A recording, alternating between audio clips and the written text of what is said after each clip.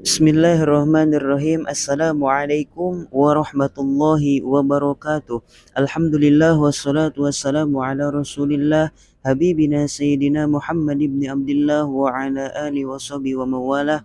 Wala haula wala quwata illa billah, amma ba'd. Yang kami hormati, yang kami muliakan para pemirsa dimanapun Anda berada, semoga kita semua sehat selalu, panjang umur, amin ya Allah ya Rabbal Alamin. Alhamdulillah, pada kesempatan kali ini kami bisa bertemu kembali, bisa bersilaturahmi bersama para pemirsa dimanapun Anda berada. Dan Alhamdulillah, pada kesempatan kali ini saya ditemani oleh teman saya. Beliau namanya Kang Irham. Beliau datang dari Bandung bersilaturahmi ke Subang. Alhamdulillah, mudah-mudahan beliau sehat selalu, dijaga Allah Subhanahu wa taala. Amin ya Allah ya Rabbal Alamin. Insya Allah saya akan bertanya-tanya kepada Kang Irham bagaimana perjalanan dulu ketika mondok di pondok pesantren. Apakah mondok itu enak atau tidak? Apakah menyenangkan atau menyedihkan? Mari kita bertanya-tanya bagaimana pengalaman beliau semasa mondoknya. Langsung saja kita tanya kepada Kang Irhamnya. Assalamualaikum Kang Irham, gimana, sehat? Waalaikumsalam warahmatullahi wabarakatuh. Alhamdulillah sehat. Nah ini nih Kang Irham, gimana dulu perjalanan mondok yang pertama, menyedihkan atau menyenangkan? Pertama kali mondok itu ya sangat menyenangkan sekali ya, karena eh, pesantren itu mendidik mendidik seseorang untuk mengabdi kepada Allah, menimba ilmu, belajar, walaupun perjuangan-perjuangan keseharian seorang santri itu ya dibilang eh, susah, ada susahnya, ada senangnya gitu ya. Kita ambil hikmahnya saja, dari mulai ya mencari kayu ke kebun, terus masak bareng, mandi bareng, ngantri eh, terus banyaklah eh, kisah-kisah perjalanan, terus perjalanan ketika mondok, dan alhamdulillah itu semua menyenangkan. Jadi jadi santri itu adalah sungguh nikmat, alhamdulillah. Nah gitu pemirsa dimanapun Anda berada, katanya mondok itu menyenangkan. Dulu beliau kalau mau makan cari kayu bakar dulu ke hutan, karena beliau mondoknya di Salap, jadi beda dengan modern ya. Jadi beliau kalau mau makan cari kayu dulu, masak dulu baru bisa makan, jadi enggak instan seperti sekarang. Beliau ikut ngecor, ikut ke sawah, macul, dan lain-lainnya. Dan alhamdulillah menjadi santri itu menyenangkan, katanya, tidak menyedihkan ya. Ya maklum kalau misalnya ketika mondok gatal-gatal, ketika mondok budug katanya. Nah kalau dulu, kalau belum budug katanya, kalau belum gatal-gatal itu belum diakui menjadi seorang santri, betul gitu? Betul betul. Nah, betul katanya.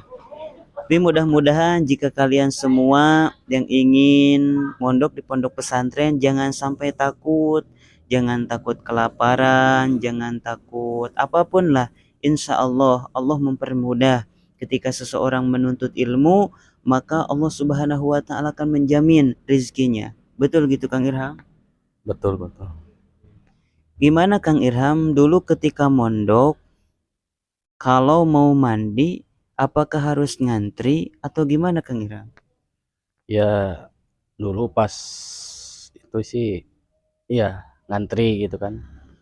Maklum lah, kamar mandinya kan cuman ada 3 kan, sedangkan santri segitu banyaknya gitu kan, sekitar 60 orang ya.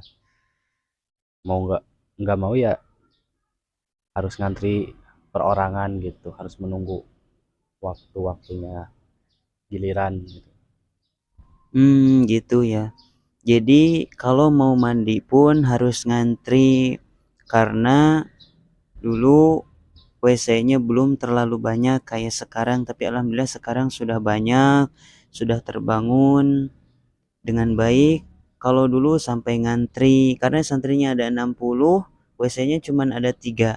Jadi ngantri perorangan. Tapi alhamdulillah berkat mondok pesantren beliau menjadi seorang yang alim, yang tahu, yang tadinya tidak paham menjadi paham, yang tadinya tidak mengerti menjadi mengerti. Gitu Kang Irham ya? Ya alhamdulillah, hikmah dari pondok itu ya kita harus berjuang gitu ya, merintis, harus bisa nahan lapar. Jadi jangan ingin jangan dilihat enaknya, jangan dilihat ketika sudah keluar pesantren, tapi ketika kita mondok harus, yang pertama harus kuat, harus siapkan fisik kita, siapkan mental kita, karena kan ketika kita mondok banyak orang yang sudah mondok, sudah dari pondok, tapi diuji dengan penyakit gatal-gatal, terus kelaparan, tidak nggak punya uang dan lain sebagainya. Ya kita, jiwa seorang saya ya harus kuat gitu kan, harus kuat untuk menahan menahan dari keperihan, menahan lapar, harus banyak. Insya Allah kalau kita mendapatkan keperihan, mendapatkan perih dari pesantren, insya Allah akan Allah ganti dengan kebahagiaan kelak. Nanti Allah akan balas, di dunia pun Allah akan balas dengan bermacam-macam kebaikan dari Allah Subhanahu wa taala. Jadi jangan pantang menyerah untuk pesantren, karena pesantren itu adalah ladang untuk kita bekal ke akhirat nanti, ke surganya Allah Subhanahu wa taala. Nah, itu para pemirsa dimanapun Anda berada, jadi jangan sampai ketika Bapak Ibu mempunyai seorang anak, putra putri yang ingin dipondokkan, jangan sampai takut, karena insya Allah menjadi seorang santri, insya Allah akan bahagia dunia dan akhirat. Dan beliau mengalami betapa perih dan senangnya menjadi seorang santri, karena kalau tidak perih maka tidak akan mendapatkan kebahagiaan. Jadi maklum kalau misalnya mandi harus ngantri dulu, makan harus cari kayu bakar dulu baru bisa makan, beda dengan sekarang. Dan maksudnya ketika kelaparan itu bukan berarti di pondoknya gak ada beras, akan tetapi dalam artian sering berpuasa, menahan lapar.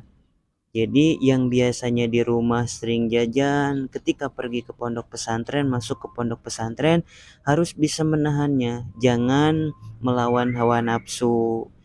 Ketika dulu di rumah biasanya bangun jam 6 kalau subuh, nah sebisa mungkin kalau misalnya di pondok pesantren harus bangun jam 3 malam.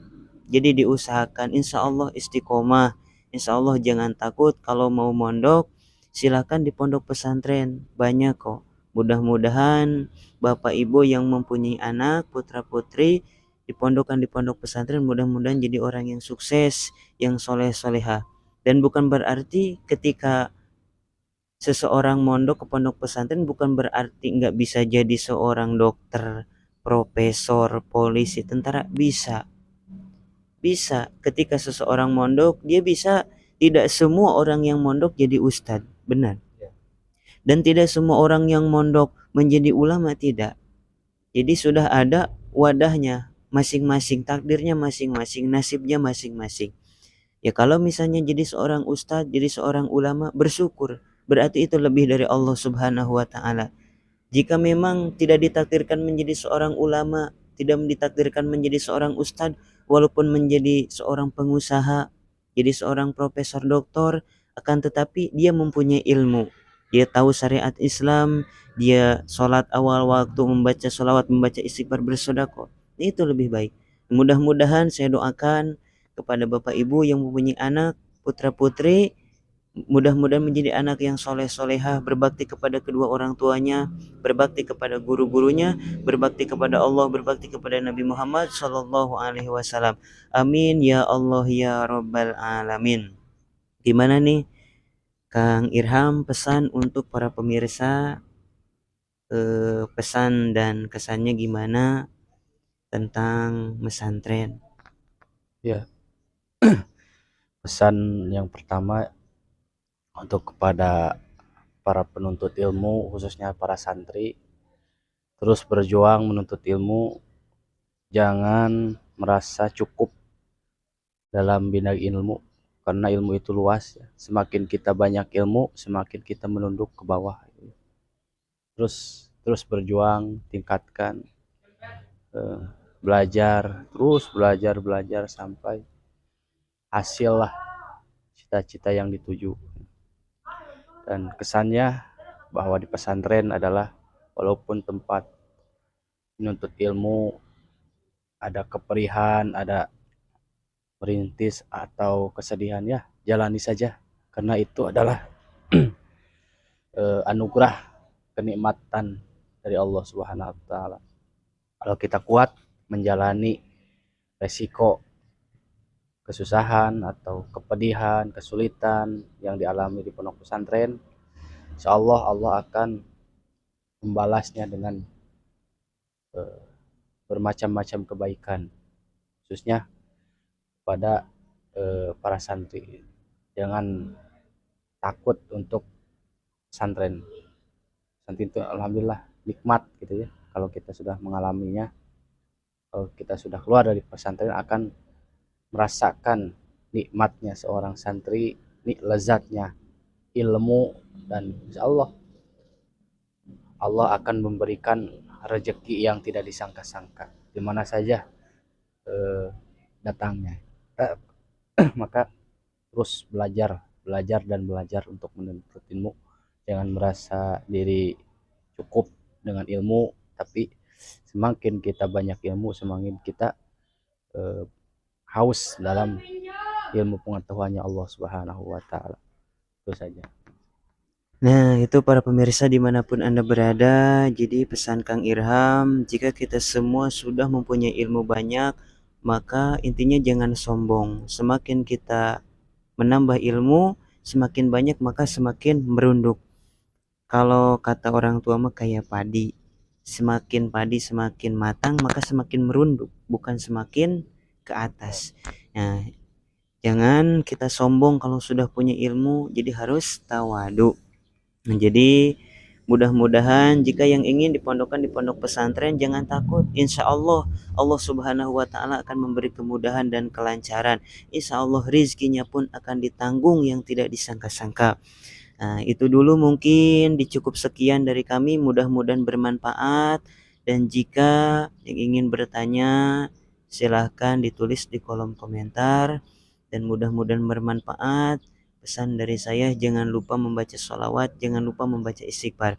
Mudah-mudahan bermanfaat. Billahi taufiq wal hidayah. Wassalamualaikum warahmatullahi wabarakatuh.